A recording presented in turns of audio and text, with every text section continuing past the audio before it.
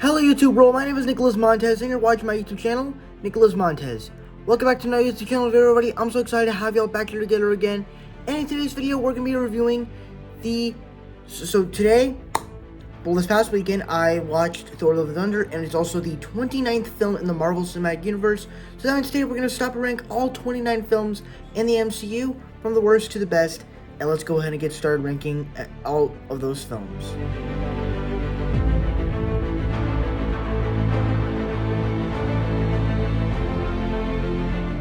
So when this movie came out, I remember I did kind of like it and I was actually surprised with it. But as time has moved on and I kept thinking about all the stuff that they've done, this movie is not exactly that good anymore. It's just, it deals with so many plot lines and character arcs and that it doesn't really develop a lot and that it can't really develop really anything. Now I will say this, the only good things in this movie are the visuals, like it's probably the most beautiful MCU film, as almost every shot just looks real, as it was filmed on real sets. Well, actually, not on real sets, real places. And then the action sequences were cool, and Thena, Kingo, and Gilgamesh were the only three characters I liked from the film. Everything about this movie, everything else about this movie is pretty much garbage, and I just cannot get into it. So when you have those three things as the things you like about the movie, not much to like here. So unfortunately, it's a little bit low on the list.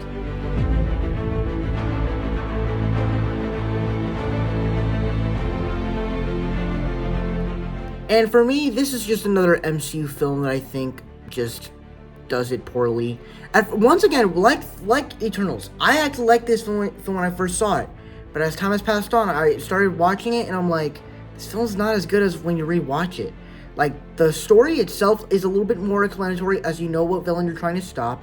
But that's the problem. Like, the villain is not compelling, and it tries to do all this tone shift with, like, once you get Loki involved, it just tries to turn it into this buddy movie, and then it's like it tries to do something with Thor, but not really something. It tries to develop the relationship between Thor and Jane. It has cool effects. It has great action sequences, and the stuff with Loki I thought was great. I thought that the stuff with Loki and Thor was great. Malekith is easily one of the worst villains in the MCU, but once again, it's just not very good.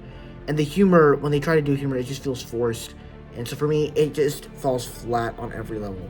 And also, the introduction of the Reality Stone, not that interesting.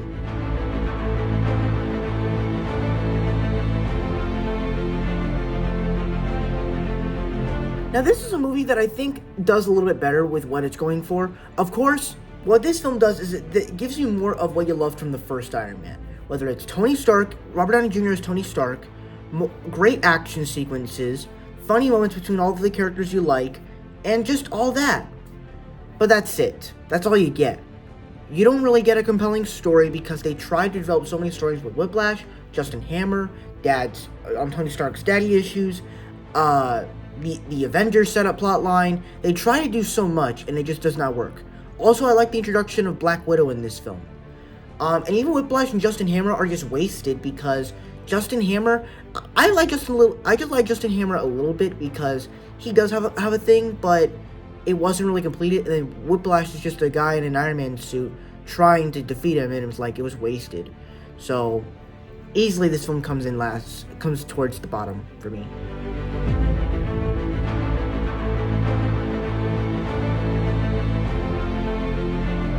Alright, so as we're talking about Thor films, this is a film that I could not really get into. Now granted, the cast, the action sequences, the introduction of the world of Asgard was cool. I enjoyed all that. And even the little jokes with him in the diner when he's carving down pancakes and eggs, and then he drinks coffee and he's like, I like it. the classic comic book line. Like, I love all that. There's scenes in this movie I particularly like. However, when it comes to the actual story of the film, it just falls flat for me.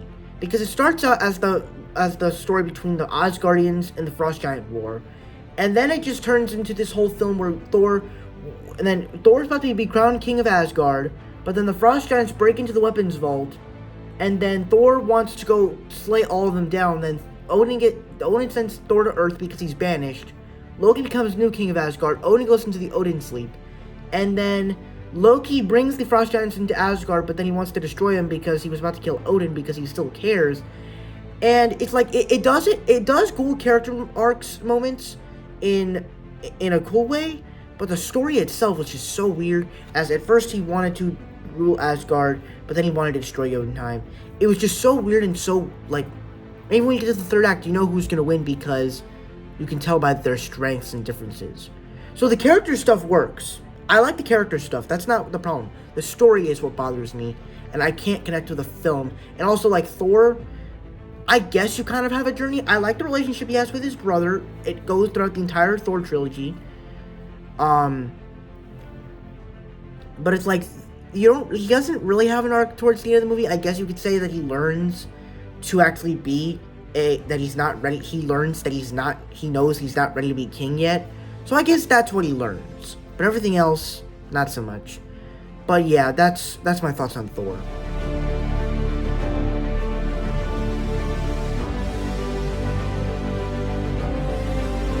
Now, to be clear, there's things in this movie that I do like. Of course, the soundtrack and comedy, like the original film, is still amazing.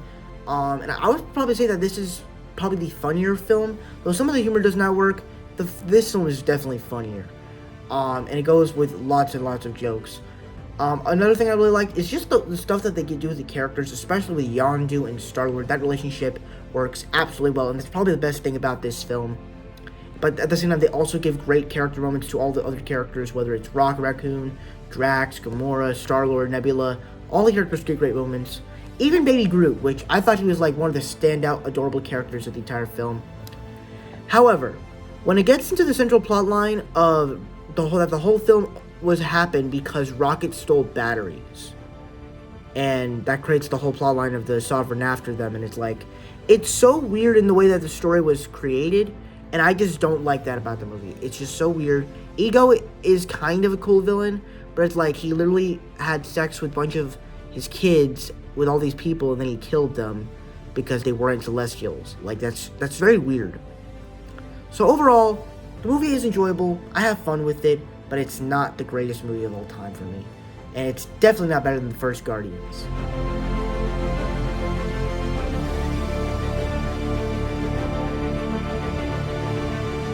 Now, there's things in this movie that I actually do like. Of course, the action, the sequences, the comedy, the character moments, all of that is great. The introduction of Scarlet Witch, Quicksilver, and Vision, all that stuff is great, though Quicksilver, they dirtied him, as they just killed him off in one movie, and he's literally faster than a bullet, and he gets killed by bullets. That's bad. But the biggest problem here is that they try to set up so many stories. Obviously, the way they set up Civil War, that's great. The way they set up Thor Ragnarok is kind of weird at times, as he basically, like, looks for dreams in a bath. Like, that's very weird.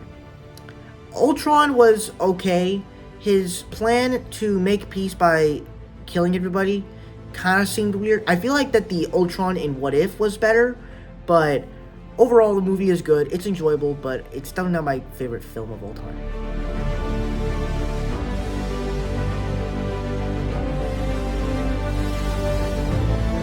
Alright, so you already saw my review for Thor Love and Thunder, and personally for me, what I loved about this film was really some of the comedy bits. I know some of it doesn't work, but I thought it was pretty funny. The action sequences are, of course, amazing, whether it's the Shadow Realm fight, when you have, like, this fight in black and white, and it literally just feels like you're taking something out of a comic book, and it's just awesome to see that.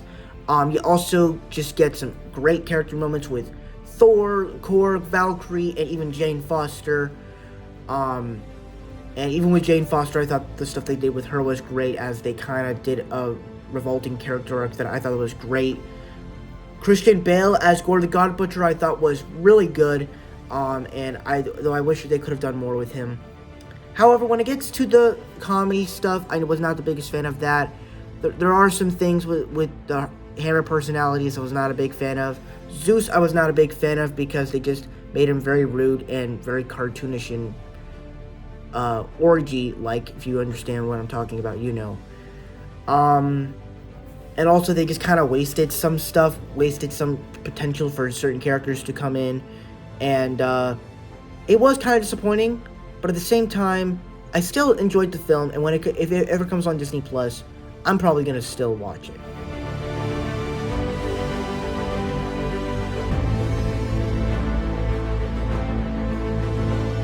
Now, I know that there's a bunch of you that absolutely love this film. To be clear, I get what you're going for. There's things in this movie that I absolutely love, but then there's just things that I just cannot connect with. So on the one hand, I thought the stuff that they did with Shang-Chi and his sister, even the villain, I thought was great. With Shang-Chi, he has this arc of running from his past for almost 15 years, or at least 10 years, and now his past is catching up to him, and he has to face it. And I love that arc, and it's kind of formulaic, kind of like what they did with Black Widow, where she's been running from her past, and now she's coming back to face, and she has to, the only way to solve her past problems is to face it, face to face. It's kind of relatable, but that's not what the movie's about. Sue Saling, his sister, I thought that was a great character arc, and a character arc that was completed because she couldn't train with the boys, so she saw what the boys did and trained herself to do it better, and so she left when she started a fight club in Tokyo, Macau, when she was 16, and then at the end of the movie, she becomes the new leader of the Ten Rings, and I'm like, great completed arc, absolutely loved it, it was badass. I'm excited to see where the Ten Rings are going to be in the future. Hopefully we see them again in Shang-Chi 2, and then, of course, I think the other thing you gotta talk about here is, of course, some of the comedy bits. I actually liked. Aquafina was great. Seeing Trevor was pretty cool. The introduction of the world of Talo was great. At first I was like, what is this place? And then I'm like, no, it's pretty cool. It fit in the movie right. And then I think the other thing you gotta talk about with this film is that, as it is a martial arts film, the action is well choreographed, and it probably has some of the best action since, like, Winter Soldier. So, that's one thing. However, and also the villain of Wenwu, absolutely great. I love the villain where he is basically taking something where he is doing all of this out of love for his wife. All of that was great. But when it gets to my problems with the film is when you get to the third act and you basically just introduce soul suckers, and I'm like, everything that you developed for this film just feels pointless, because the third act is focusing on trying to stop these soul eaters. And while it is cool for Marvel fans to get something like this, I wanted it to focus on the characters. I didn't want it to focus on fan servicey martial arts, China culture stuff. I just wish I wanted to focus on the characters and the action between them. I didn't want it to do that, so that was kind of that's my perspective. But overall, it was still a good movie. I still enjoyed it. I just wish they fixed the third act somehow.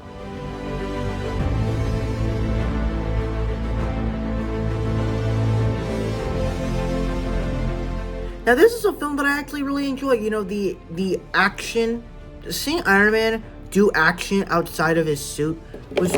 Oh, sorry, I dropped my water bottle here. Seeing Iron Man do action outside of his suit, whether he's, like, using ornaments as bombs, I just thought that was awesome. And even, like, using guns and stuff, and using his potential skills that he has besides using the suit, it just proves to you that Iron Man is more than that Tony Stark is more than the suit. The relationship with the kid was great, and the fact that this film deals with his trauma after dealing with fighting aliens in the first Avengers film, I thought that was a great way to continue his character after the Avengers. And I thought that was just such a great way to continue it and made his place in the world. When it comes to, and also of all the Iron Man films, it actually sticks with the villain trope of what you're trying to do, of sticking with the story of what you're trying to who you're trying to catch. And I love that. When it gets to my problems with the film, I just don't connect with the villain plotline. Ultron killing was fine. The story itself was fine. The movie overall is watchable. It's great. I mean, it's pretty good, but it's not amazing.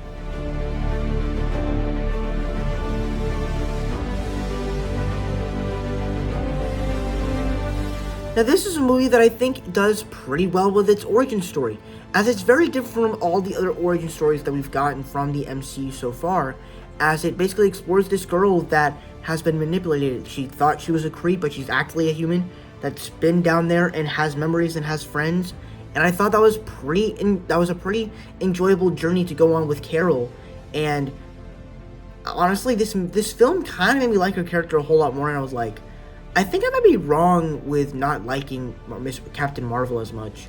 And besides that, Maria Rambeau was a cool addition. Seeing de-aged Nick Fury, seeing this new character in Talos was pretty cool. As they turned out that they're not the bad guys. I thought that was cool.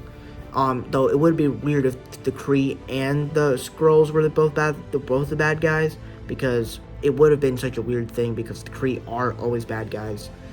But overall, the movie is actually pretty good. I don't really have any specific problems, but it's not the best MCU film though.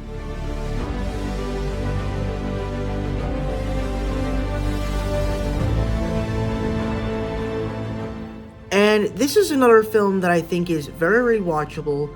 I think it's a ton of fun with all the action and everything that they offer. The humor in it works. Mysterio was great.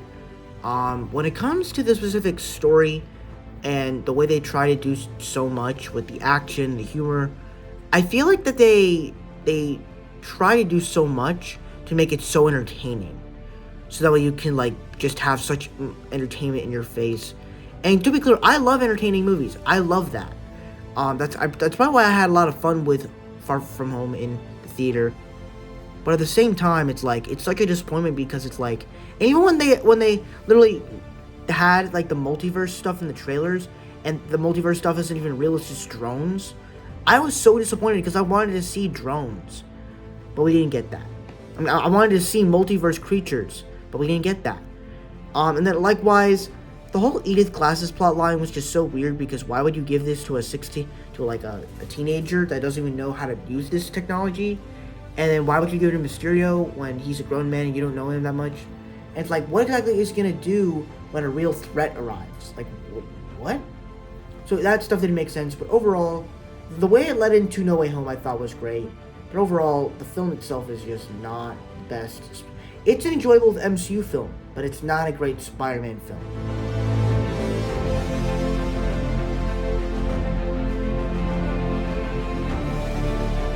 Now, this is actually one of the MCU films that I think is a little bit underappreciated, as the movie is always being trashed on because it's pretty forgettable. I understand all those criticisms, but let's just not deny it. The Hulk action is amazing.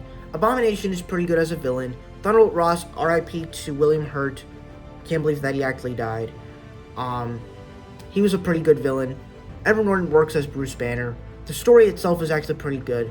And the movie overall is just good. It's not great. It's not trying to be the best MCU film. It's just trying to tell a good Hulk story. And that's what it is.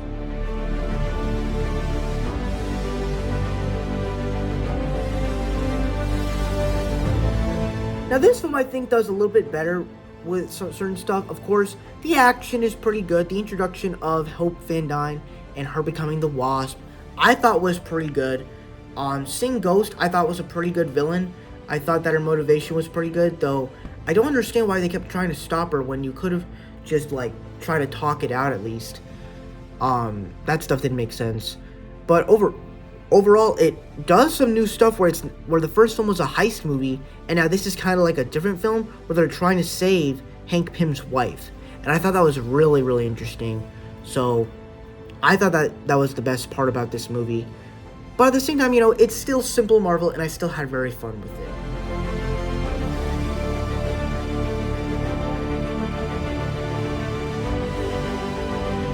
Now, this is another pretty good MCU film, as it basically is just generic Marvel, where it tells a simple story, you know exactly what you're trying to do, you understand what the characters are going through.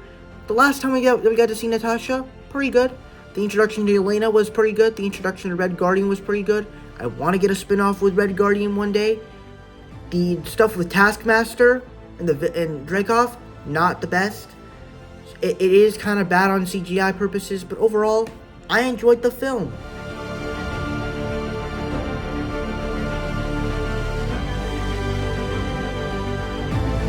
Now this film I really like a lot because it really just tells a great origin story of Steve Rogers as Captain America, where he will do anything to protect his country. And it's just such a great story of telling this story of this man that will do anything. He doesn't like bullies, he doesn't care where they're from, he'll do anything to protect his country, and I love that. And even with all the other characters, with Peggy Carter, Bucky Barnes, General Phillips, all that stuff was great. So I think it told a story that was great. Had great side characters. The music was great. By Alan Silvestri. Red Skull was okay. The way that it actually felt like a World War II film, I thought that was pretty good. And the fact that Joe Johnston directed this film was really good, and it felt like an actual war action adventure film that I thought really worked nicely in the MCU.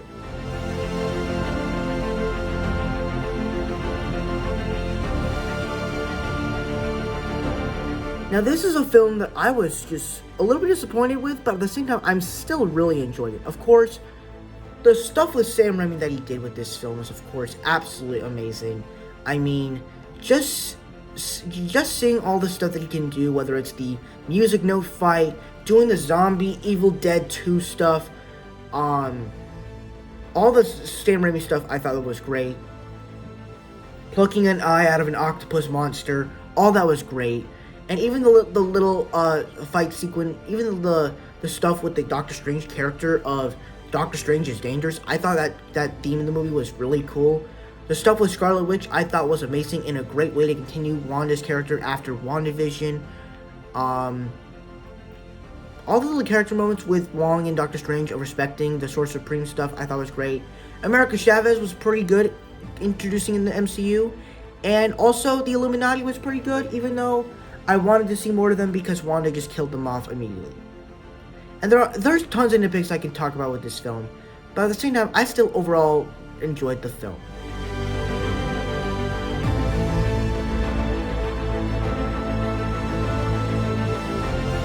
Now this film, I just like so much better because it tells, much like Captain America, it tells a great origin story of a character that is so arrogant and in the beginning, he first just cares about himself, and throughout the movie, he learns to care for others, and he decides to let him be in a time loop and protect everyone on Earth. And I love that plot. I love that story. Besides that, the introduction to sorcery and magic in the MCU was just amazing. The fact that we get to see something, we get to learn about stuff that makes absolutely no sense. It's just amazing to me. And even it reminds me of it also is just Inception-like. The action sequences I think are pretty good. Caecilius and Dormammu, they're bad villains honestly, but overall, I thought the film was really good, and I loved the first Doctor Strange film.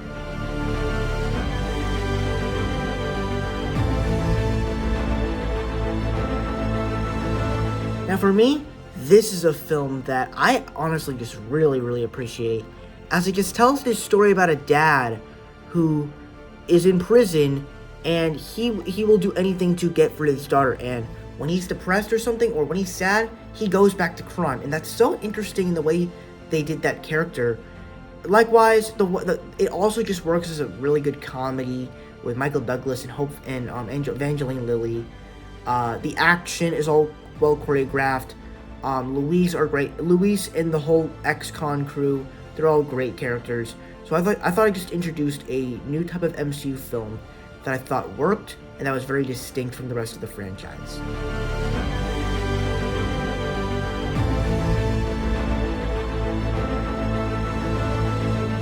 Now this film is so fun and rewatchable. Of course, the comedy absolutely works. Every moment with Peter Parker and Tom Holland, he absolutely works. The arc that he goes on, as he basically, that there needs to be at least a guy that needs to handle the bottom ground stuff. I thought that was a great little character arc for Peter Parker, as he kind of learned something throughout the entire film. Uh, and then of course Vulture, Michael Keaton's Vulture, I thought was great. While he's not exactly, the big bad guy that attacks the strongest one, he is the most threatening with the interactions, and I love that. Even the scene in the car where he figures out that he's Spider-Man, I love that stuff. And after that, of course, the score for Michael Giacchino was also great. So this film was absolutely amazing. May not be action-packed, but I still absolutely love it.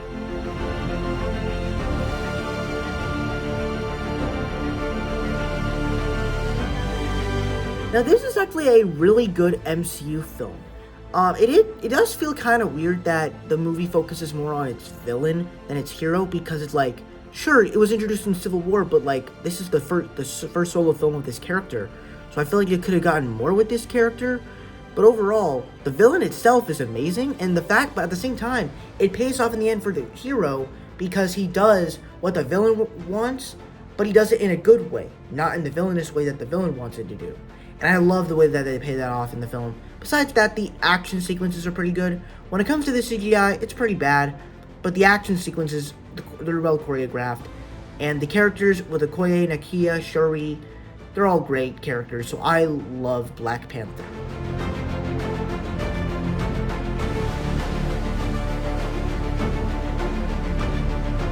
Now, what makes this movie so great is that it explores Captain America and a different sense of world that he is exploring, where he came from a world where good is good and good is bad, the bad is bad, but now good and bad are kind of all over the place.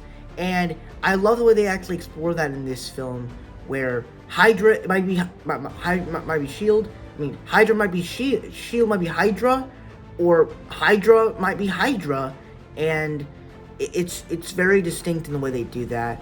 And also because with Iron Man and as the Phase 2 sequels, with Iron Man 3, Thor: The Dark World, you have those characters, they have worlds to go back to.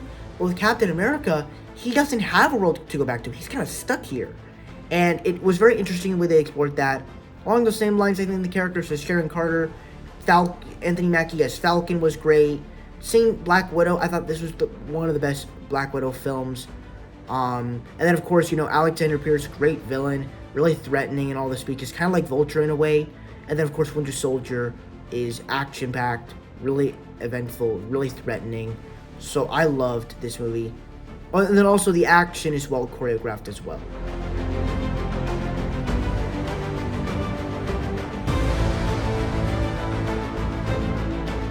Now, when I first saw this movie, I was kind of expecting a big action sci-fi space adventure. That's not exactly what this film is. But what this movie does so well is that it explores characters that it introduces these characters that are so likable, so funny, and that they do it right.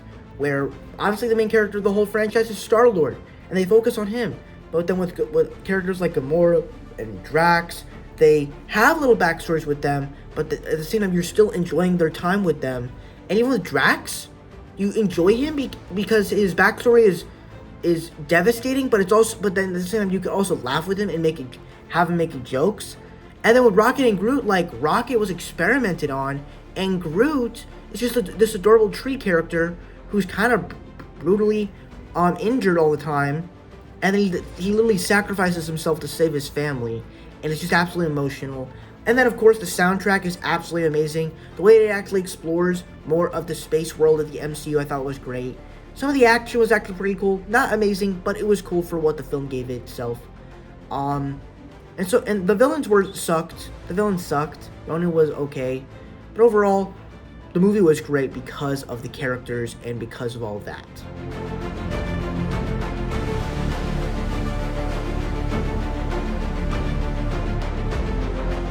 Now, this was a film that I was so surprised by, and I'm so glad I loved. Because after watching a couple of bland Thor films, Taika Waititi brought this film to the next level and not only reinvented the Thor franchise, but it reinvented Thor himself, where he basically just made him one of the coolest Avengers characters ever. You literally entered the film, and he's chained up in Surtur's realm, and he calls for Mjolnir, he gets out, Led Zeppelin starts playing, and he just starts destroying all of Surtur's army, and it's like, this is so amazing. This is something that we've never seen in the MCU before. It's peak Thor right here, and I love that. Besides that, they continue it throughout the entire movie with all the action sequences. And what makes this movie so cool is that while all this other stuff with Ragnarok and Hela getting powerful by each stage on Asgard, you can have fun. Like, with all the serious stuff, you can have fun with it. It lets you have fun with all the situations that are going on. I love that. Besides that, adding into it, you got Loki coming back into it. You got Valkyrie in it, Korg, even adding the Hulk into it. Even Heimdall gets some moments. I will say, and then of course Hela was absolutely amazing as the villain. She's threatening, even though the way she killed the Warriors 3 kind of was as a joke. That was like the only problem with the film. Overall, the movie was amazing, and I honestly don't see any problems with this film whatsoever. At all. It's honestly pitch perfect Marvel.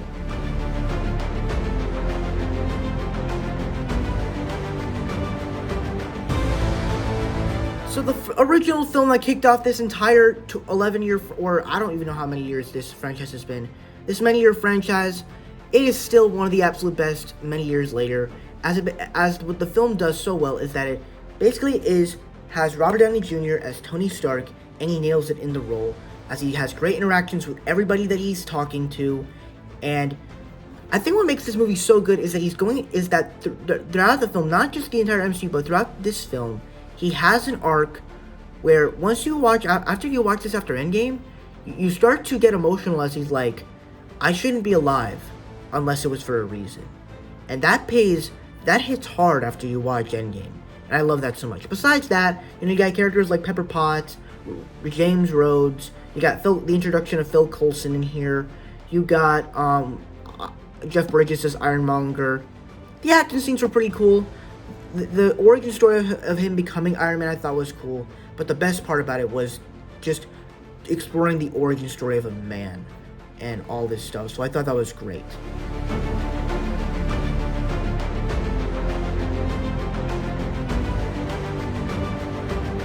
Now, I want to talk about something for a minute, because obviously when I first saw this movie in theaters, I absolutely loved it, and I still do. Obviously, because it's my top 5. What I'm about to talk about right now, I'm about to talk about something that I did like with Soul, where I remember, because if you don't remember, when I first saw the movie Soul from Pixar, I remember I did like it at first, and I still do, but there was something about the movie in the theme about it that made me like it a whole lot more, and it became one of my favorite Pixar films. And with this theme I'm about to talk about, Spider-Man No Way Home, I'm not, like, even if I didn't realize the theme before, I still love the movie. I always loved the movie. It just makes me like the movie even more, as the movie comments on all 3 different Peter Parkers, of how they're all different. Because, with Tobey Maguire and Andrew Garfield, we've seen their origin stories, with Uncle Ben getting bit by the spider. With great power comes great responsibility. And obviously this movie comments on that we have not seen that. And for some reason we all assumed that because this version of Spider-Man was introduced in Civil War, so we assumed that Homecoming was going to be like the origin for his character, but it was just the continuation of what his character was left off in the last movie he was in. And then, and with this film, it reveals, like, we assumed that all the stuff happened with him, Uncle Ben, Spider Bite, with great power comes great responsibility, all that stuff we thought happened. And we're pretty sure it all happened, but the thing that didn't happen is that he wasn't taught his most important lesson. And then even when you watch this whole film, let me finish. And he wasn't taught his most important lesson. All this stuff happened because even what if he mentions Uncle Ben? So we know Uncle Ben existed. We know the stuff with Spider-Man besides the great power comes great responsibility happened, but he just wasn't taught his most important lesson. And the fact that you have Tobey Maguire and Andrew Garfield, who have been taught this lesson before, that they get to teach it to him, as well as Aunt May, it was perfectly amazing the way they did that. And what also makes it great in that when you think about this, you think that since it's the first movie of his trilogy with Homecoming, you think that the first movie would be his origin story. But then when you watch this movie, you start to realize that the whole trilogy was his origin story, and that the college trilogy is going to be something brand new for Spider-Man. And I'm like, wow, I can't believe they did this, and they just did it in such a profound way. It's like, it's something that's so made up that I can't believe that actually happened. But besides the amazing theme in the movie, besides that amazing little concept in the film, the fan service stuff with Tobey Maguire, Andrew Garfield coming back to play in their Spider-Man parts, it's of course amazing. They all get great interactions with Tom's Peter and even MJ and Ned. They all have great interactions. But I love what they did with them, as they made them important to the story, and they also did a Spider-Verse film that they didn't copy like they did with Into the Spider-Verse, but they did their own thing in a right way, and they made the cameos earned, and I love that. As they basically gave these characters specific arcs. With Andrew Garfield, they gave him an arc of saving MJ because he couldn't save Gwen, and with Tobey, they gave him an arc of saving Norman Osborn because he couldn't save him in the first film. And then even likewise, the villains coming back with Alfred Molina's Doc Ock, Jamie Foxx's Electro, Lizard and Sandman I was a little underwhelmed with, Willem Dafoe's Green Goblin, easily the best villain. Obviously, these are all the villains of the movie, but Willem Dafoe served it as Green Goblin in this film. And I would probably say this is the better performance, though I still appreciate what he did in the original Spider-Man. I still love that performance, but this is the better performance for me. And then even the little aspects of it with the action sequences, especially with the condo fight, and even like the third act, I thought all that was great. And even the special effects I thought were great. And even the little interactions with Doctor Strange and Wong I thought were great. So I thought all that was great, and it's just an awesome movie, but really just a great fan service Spider-Man film that was earned right.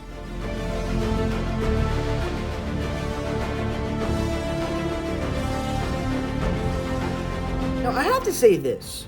Whenever I think of this movie, I don't really think of it as like top tier MCU film, but every time I watch it, I always get this sense of awesomeness.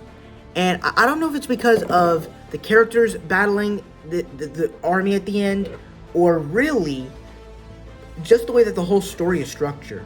When you start out, it's a big threat, so you kind of see where all the Avengers are at each other, and then you get into the main plot of the film. It's good, but then you get to the third act, and it develops throughout the entire thing. And once again, the characters have great interactions together. Seeing Captain America and Tony Stark interact together, where it's kind of cool that because like Steve Rogers literally worked with Howard Stark in the 40s in the World War II. Seeing Captain America and Black Widow interact, Hulk and Bruce Banner, Hulk and Captain America interact, Hulk and Iron Man interact, Thor and Iron Man interact. It was all awesome. Even there's also some like battles that happen with like Iron Man and Thor, Hulk and Thor. All the interactions was great. And then even with the Phil Coulson death, I thought, even though it was like we know he's still alive, I loved it because it's a setup of these, like, he's the reason why these characters assembled. Obviously it's kind of weird now because he's still alive, but it was such a meaningful that they assembled because of this one person. And it was so meaningful in a way that I never thought could actually be so meaningful, as these heroes rose to fight for their city. And once again, Alan Silvestri's score was amazing, and then of course the action is absolutely amazing in the third act. My biggest flaw with the film is that they kind of make Loki weak. Like, they don't make him such a threatening villain. The character stuff with him is great, but they don't make him that much of a threatening villain. So that's kind of the disappointing part. But overall, I loved the Avengers.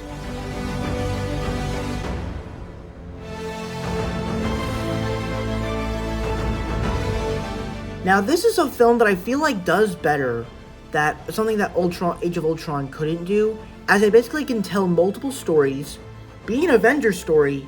It can set up multiple stories for the future, be an Avengers story, but also continue the stuff with Captain America trilogy, whether it's the Peggy Carter death, continuing that there are more Winter Soldiers out there, or even continuing with the Avengers plotline that the Avengers are splitting apart, and just having this conflict between Tony Stark and Steve Rogers. And I think that's absolutely amazing in the way that has happened.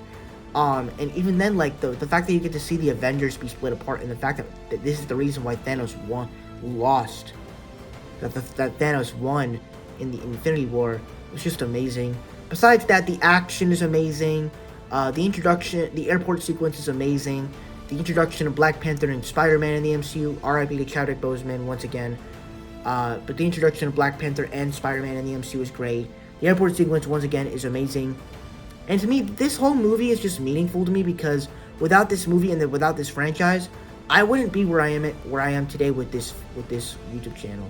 So once again, thank you guys so much for watching, and let's go on to the top 2 MCU films of all time.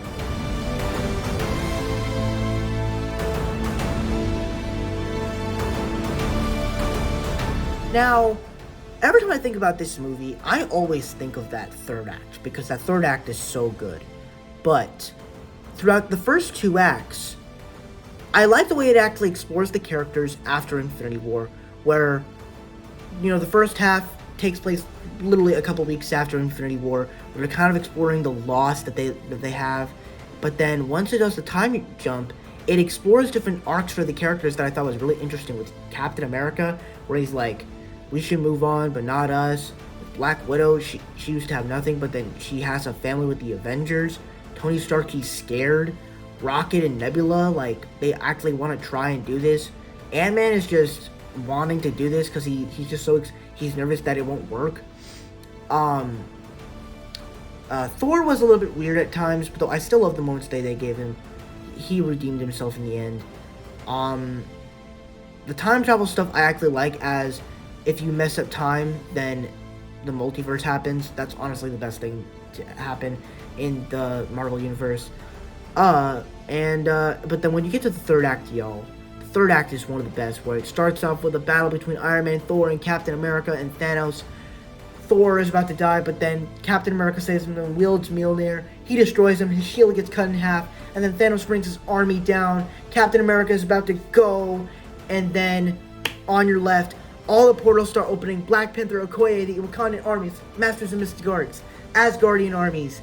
Pepper gets in a new suit. Ant-Man comes out, and then he says Avengers assemble, and it's just awesome. Best MCU third act ever. And then it just closes out all the characters with Tony Stark sacrificing himself to save our universe. It's just awesome. And the setup for all these other Disney Plus projects, with Falcon Winter Soldier, Thor Love and Thunder, which was disappointing with the Guardians thing. Probably the Armor Wars thing. I'm excited for the future stuff, so yeah, that's my thoughts on Endgame, and it's absolutely amazing. And that's really all I have to say.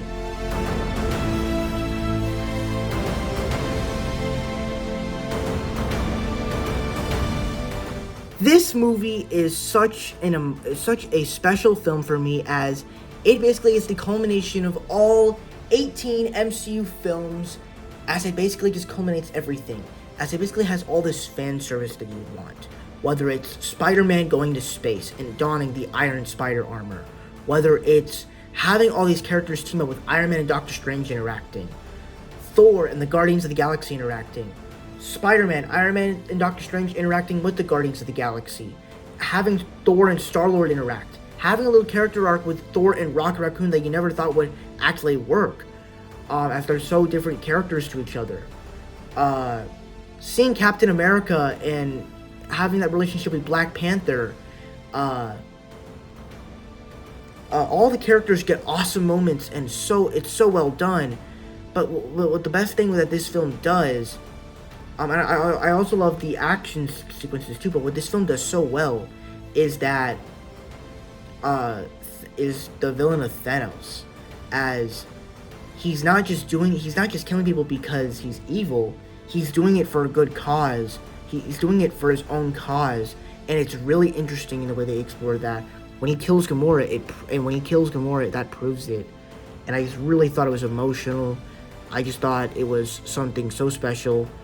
And even like with the characters, like you actually care about the situations that are going on. And honestly, this is a pitch perfect movie. There's problems I have with it. The certain characters are probably big and not too big, too small. to fight these aliens.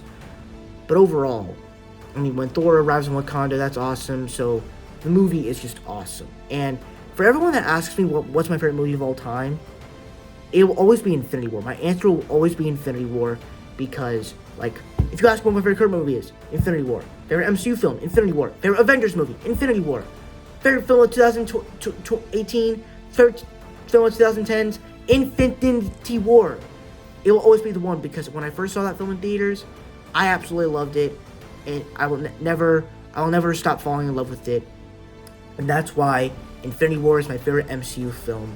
And then also, I have to mention, and when Thanos wins at the end, it's so emotional, and they even kill off Spider-Man, so that's how you know it's emotional. So that's why Infinity War is my number one favorite MCU film of all time. And that's my ranking of all 29 MCU films. So thank you guys so much for watching. I hope you enjoyed. Don't forget to like, comment, and subscribe. All my social media stuff is in the About section over there. And thank you guys so much for staying through this long video. And I'll see you guys in the next video. Bye-bye.